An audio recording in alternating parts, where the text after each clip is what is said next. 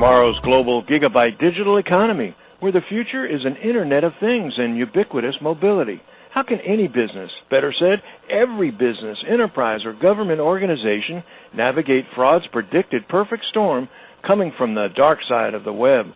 Will you be able to verify an individual's identity?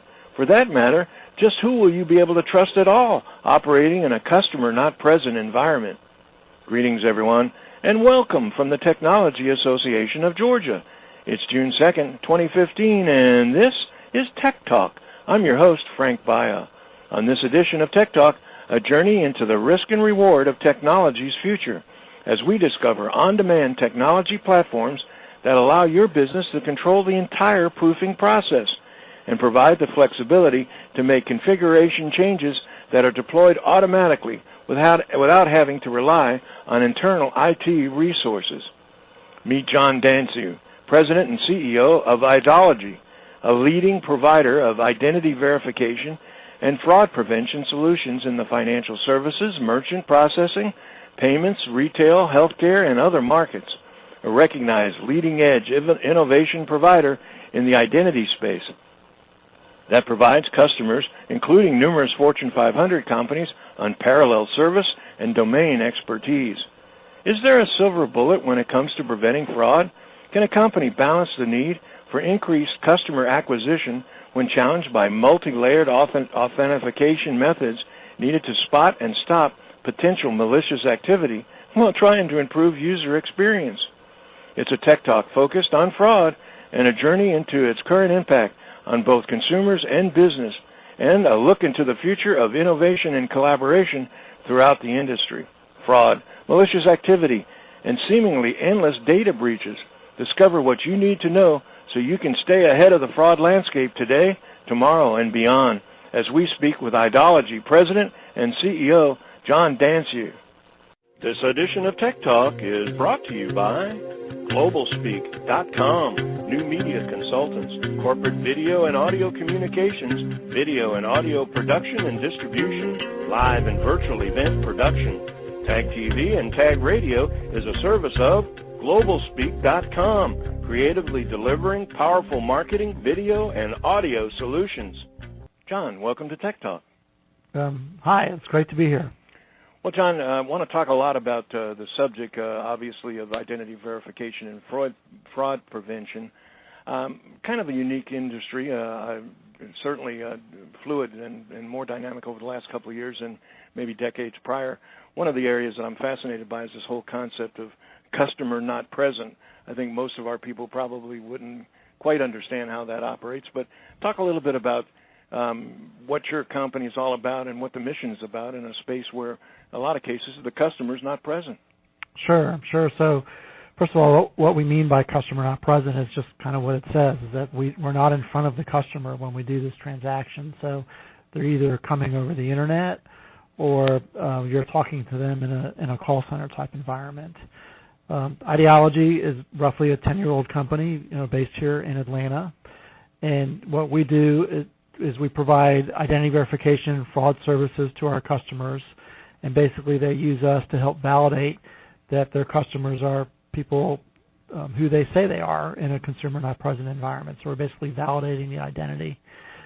In addition to that, we're also looking at fraud aspects also. But we solve a very horizontal problem, and that means that we work across multiple industries. So you'll see our solutions in financial, alternative financial, tax preparation, healthcare, retail, government, really across the board.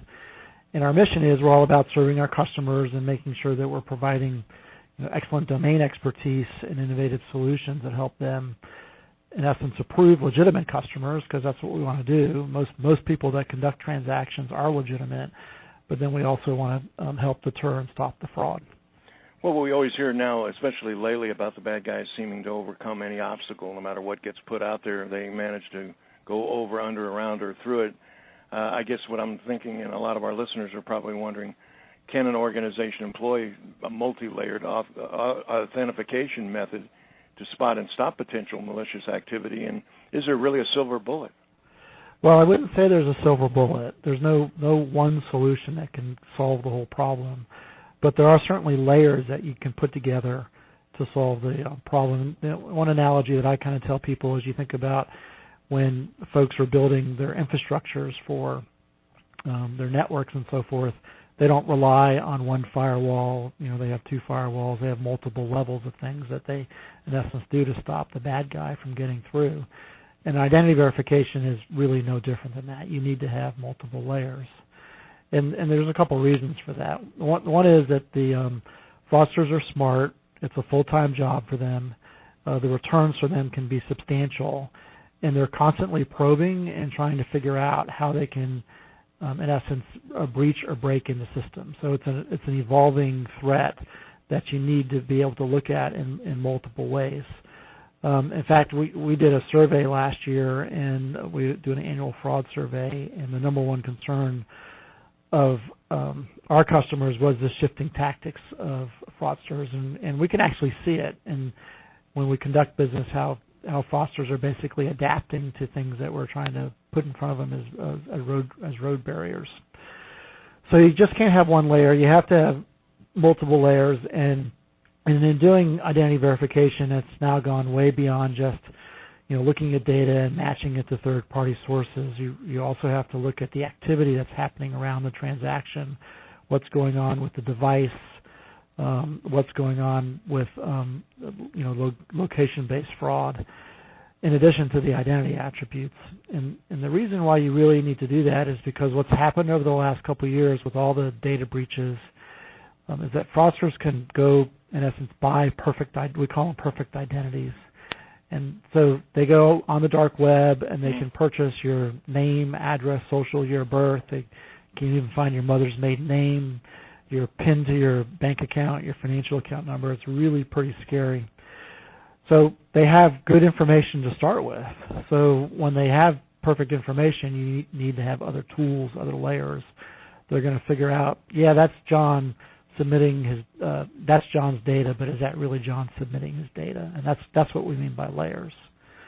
The other thing that we think is really important is that you have to have really good transparency. I am not a big fan of black boxes and scores. I mean, I think scores are useful, but only if you can create them yourself and know what's in them. Having a black box when you're trying to stop this stuff is not impactful. You need to know kind of what's going and the impact that you're having. So having transparency and knowing exactly what's going on is also very important to stop fraud. But these guys are smart. Really? It's a full-time job for them, and they can make a pretty good living. So you have to be smarter and it's kind of an interesting paradox. I mean, it's sad that we've actually got terms like perfect identity and dark internet. The reality of the situation is it's matured out. The fraudsters, as you say, are out there to gain access to products and services and customer information. And then the other side, your side, and so many others that are trying to protect customers, clients, their own businesses. But the reality of it is that you want to improve user experiences without making it more difficult.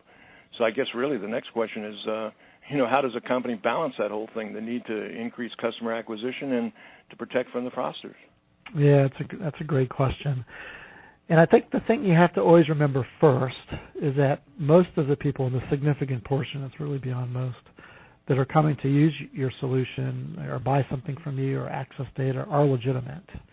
So you always have to go under the basis that you need to figure out ways to basically move them through the process. And you want to be able to do it with as minimal friction as possible, right? Because this is all about customer experience. It's about onboarding people so you can drive revenue from them, customer acquisition. So you need to use tools that can do as much as you can kind of under the covers.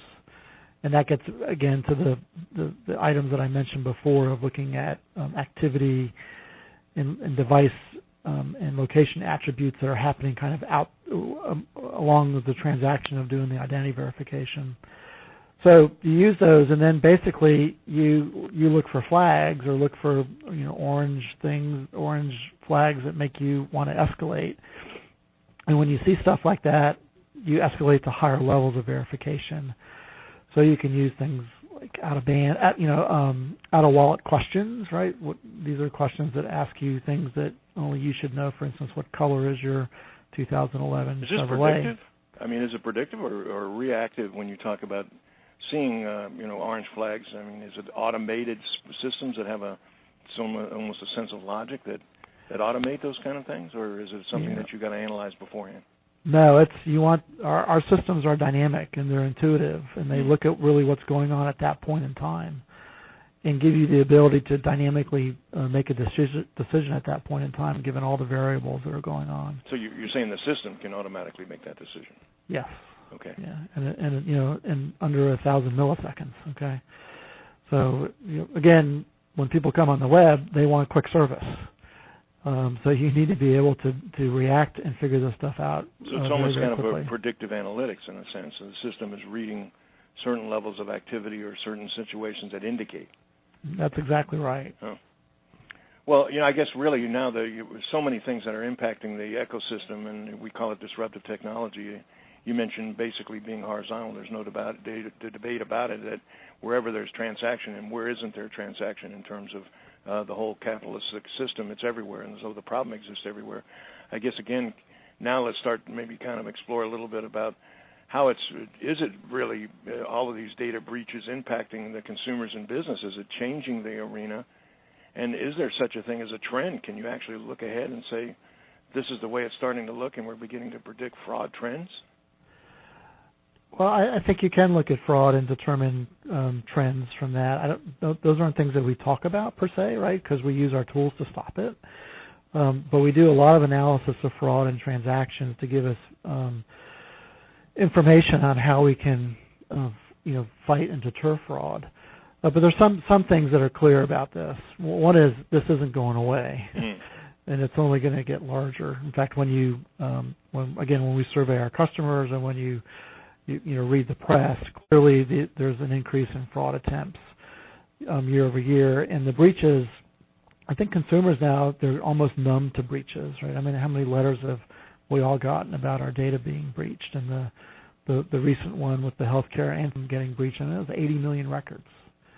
And when those breaches happen, you see those identities come across trying to conduct complete transactions on the internet. So that's a circle, right? They go steal it, then they basically sell it. The people that steal it sell it, and then the people that buy it use it. So it's not going away.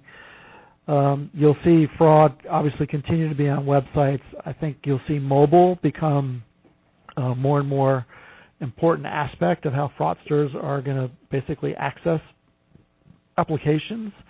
The Internet of Things. I mean, as things progressively become more interactive and the cloud becomes more dynamic, more leaking points, I guess, for lack of a better description, more touch points where the bad guy can get in. Yes, absolutely. And mobile has its unique attributes that are different than working on a fixed computer that actually can give fraudsters certain advantages relative to how they can access things. So, but there's solutions and things that we're working on that I think can clearly address those. It's funny, you see certain hotbeds of activity for this stuff. Clearly, South Florida, in my backyard in Georgia, Decatur, Georgia, you would see a lot of fraud coming from those areas. New York and New Jersey. So when we plot fraud on the map, you see kind of big red splotches in certain parts of the country. But the stealing of data. More innovators or more suckers? Pardon? More innovators or more suckers when you talk about the clusters of activity being so. I wouldn't have thought it would be geographic, except for density. But you're actually saying that there are some geographic areas that seemingly have more fraudsters. Is that what? Absolutely, and Florida is a great example. Florida is a real hotbed of it, and fraud also happens. It can happen across the board, but fraudsters typically will target the elderly and the new in country and youth. And youth don't have large files, a lot of information, so that's why they target them. Elderly, they can do phishing attempts and get data from them because they're not as skilled relative to using some of the tools on the internet. But it definitely is geographic. That's really interesting. I'm sure from an industry standpoint that's pretty academic, but the reality, I think most of our listeners would be somewhat surprised simply because, again, I would think that it's really the touch point is so global, it's not bordered by any geographic area, and yet there's greater concentration in some of the areas that you mentioned. That's really fascinating. Yeah, well, also clearly Russia, China, so I'm talking about in the States geographically, but clearly this is a worldwide problem, so your point's very valid. Well, and that kind of segues into a point I want to make before we, our unfortunate time is running out real quickly, but the bottom line of internet, one of the things that when we deal with Tech Talk, we often deal with so many other verticals that go across all of the different disciplines, but then they go across horizontals, and when we talk about clouds and we talk about apps and we talk about the Internet of Things, it all begins to look at it from a horizontal standpoint and not a vertical standpoint. So we talk about disruption a lot. We talk about dynamic fluidity, exponential. All of these words are trying to identify what I think is progressively getting more phantasmagoric as we start getting even into automation, not only as it relates to transaction, but even as it relates to the selling proposition of networking for startups and for new business acquisition and that kind of thing. I guess, again, where I'm headed is how do you deliver what needs to be done today and yet continuously evolve? I mean, I guess the balance of the question is how do you promote innovation and collaboration throughout the industry? What do you do yourselves as a company, and what does the industry do to kind of, I guess, hack and the hackathon concept of open innovation? Right. So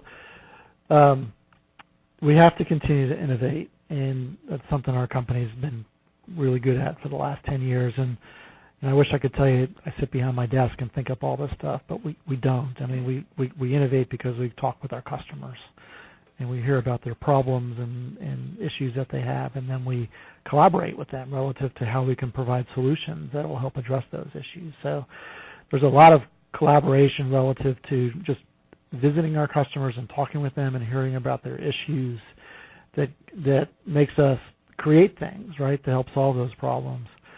The other part of collaboration is that when it comes to risk and fraud, most companies are willing to cooperate from a standpoint of whether it's sharing data or sharing trends.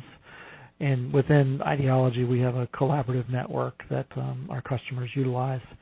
And they'll compete, as fiercely as they can to get their customers. But when it comes to fraud, I think the industry has basically decided that we all kind of have to work together and collaborate and look at trends and understand what's happening to help fight this. Because if we can gather all of our resources together, we can be much more effective against the fraudsters. But in order to collaborate, you got to show vulnerability in terms of where you've been accessed, right? I mean, so it really becomes a best practice kind of how do you keep it contained and on the other hand, how do you continue to explore? So it's an interesting field when you think about what we're talking about in collaboration coming together. Certainly, open innovation is seemingly the way of about everything. We're looking at the struggle of nothing stays constant. I mean, we're talking cliches about change. It's gotten ridiculous, but I would really think that in the terms of collaboration and when you think about fraud prevention, on one hand, in order to collaborate, you got to let people know what happened, and on the other hand, you kind of want to keep that close to the vest so that you don't express your vulnerability. Well, I think you have to have trust, and you can actually establish trust with competitors if you work together to solve a problem. And we help facilitate that, and it's very effective. Getting people together in a room and talking about fraud and trends and what they're seeing. I think you'd be surprised how it's such a common problem that if we can all work together better to fix it, that people are willing to do that. Well, that's great news from the outside looking in to know that's the kind of situation that the industry is both altruistic and materialistic. I mean, as you were talking, I'm thinking of, watching the weather report and seeing tornadoes coming in and being in the tree business and feeling the pain of what potentially can happen, and yet the reality that the more of this stuff happens, unfortunately, the more the business is going to continue to expand and grow. I mean, it's kind of a good guy, bad guy type situation, not for you guys, but I mean in terms of the constant problem and trying to come up with something new. So it's really great to really appreciate not only are you guys exploring innovation, but that concept of collaboration. So I think that's another factor that our listeners will probably be a little bit surprised to hear about. Yeah. Well, John, in fact, I know for a fact that you're rushing to catch a plane, so I'm going to let you go. But thank you so much for taking time out of what is really a busy schedule to join us for a few minutes today on Tech Talk. Well, thank you. I enjoyed the conversation, and thanks for giving me the opportunity to participate in this.